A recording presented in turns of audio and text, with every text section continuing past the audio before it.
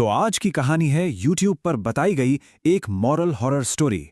और ये कहानी सिर्फ भूतों की नहीं है, बल्कि धोखे की है। और ये धोखा कितना खतरनाक हो सकता है, सच में सोचकर ही रोंगटे खड़े हो जाते हैं।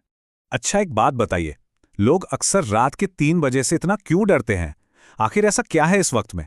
कहते हैं कि ये वो टाइम है जब सारी दुनिया सो रही होती है और अंधेरे में छुपी चीजें जाग जाती हैं। और हमारी ये कहानी बिल्कुल ठीक इसी वक्त शुरू होती है। जरा सोचिए, रात के 3 बजे हैं और एक ट्रेन बिल्कुल सुनसान वीरान से स्टेशन पर आकर रुक जाती है। चारों तरफ सिर्फ सन्नाटा है और ठंडी हवा की आवाज। और सबसे अजीब बात क्या है पता है? ना तो कोई ट्रेन से उतर रहा है और ना ही कोई चढ़ रहा है। और अब ट्रेन के अंदर का माहौल भी बदलने लगता है। एक अजीब सी बेचैनी है। लोग एक दूसरे से कानाफूसी कर रहे हैं, क्या हुआ, ट्रेन रुकी क्यों है? और सबके चेहरों पर एक अजीब सा डर दिख रहा है। और तभी उस खामोशी को तोड़ती है एक आवाज, एक बूढ़े आदमी की। उनकी आवाज कांप रही थी और उन्होंने जो कहा उसे सुनकर डब्बे में बैठे हर इंसान की सांसें मानो थम सी गईं। वो कहते हैं, बाहर कोई है और वो बहुत खतरनाक है।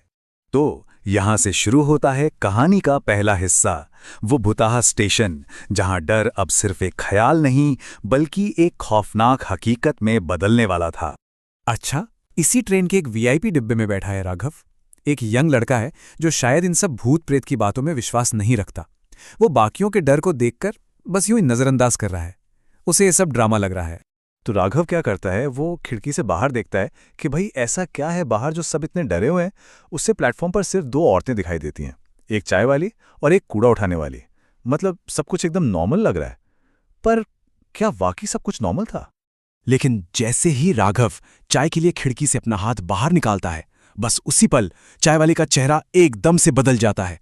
उसकी आंखें एक भयानक चमक से भर जाती हैं और वो एक चुड़ैल बन जाती है। राघव कुछ समझ पाता, कुछ चीख पाता, उससे पहले ही वो कूड़ा उठाने वाली औरत एक ही झटके में उसका सर धड़ से अलग कर देती है।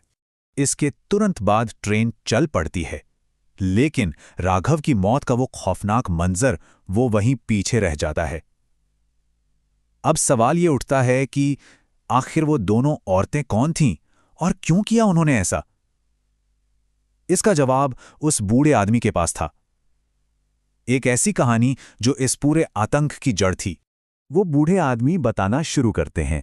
कहते हैं, ये कहानी 2 बहनों की है, रीता और सीता। उनके माँ बाप गुजर चुके थे और वो दोनों मदद की आस में अपने चाचा के पास शहर आ रही थीं। बेचारियों को क्या पता था कि किस्मत उन्हें उसी भुताया स्टेशन पर लाकर खड़ा कर देगी जहां उनकी जिंदगी का सबसे बुरा दिन उनका इंतजार कर रहा था। वो आपस में बात कर रही थीं, एक दूसरे को हिम्मत दे रही थीं, एक सुरक्षित छत की तलाश में निकली थीं वो। पर उन्हें इस बात का जरा भी अंदाजा नहीं था कि जिस शहर को वो अपना सहारा मान रही हैं, वही उनकी कब्रगाह बनेगा। और फिर जो हुआ वो भरोसे का कत्ल था। कूड़ा उठाने वाले ने पानी पिलाने का नाटक करके रीता को एक कमरे में बुलाया और उसे मार दिया। और फिर उस चाय वाले के साथ मिलकर उसकी दूसरी बहन सीता को भी वैसे ही बेरहमी से खत्म कर दिया। ये सिर्फ एक मॉडर्न नहीं था, ये इंसानियत का कत्ल था, एक भयानक धोखा था। तो ये कहानी सुनने के बाद वो बूढ़ा आदमी चुप नहीं रह पाता। वो फैसला करता है कि वो उन बहनों की आत्माओं को इंसाफ दिलाएगा, उन्हें मुक्ति दिलाएगा। और यहीं से शुरू होती है सच्चाई की खोज। ये खोज उन्हें ले जाती है उन बहनों की चाची उर्मिला के पास। और उर्मिला एक बहुत ही अजीब बात बताती है। वो कहती है कि उसके पति नथुलाल, मतलब लड़कियों के चाचा, उनकी मौत के बाद से हमेशा बहुत परेशान रहते थे, एकदम बेचैन, जैसे कोई राज उन्हें अंदर ही अंदर खाए जा रहा था।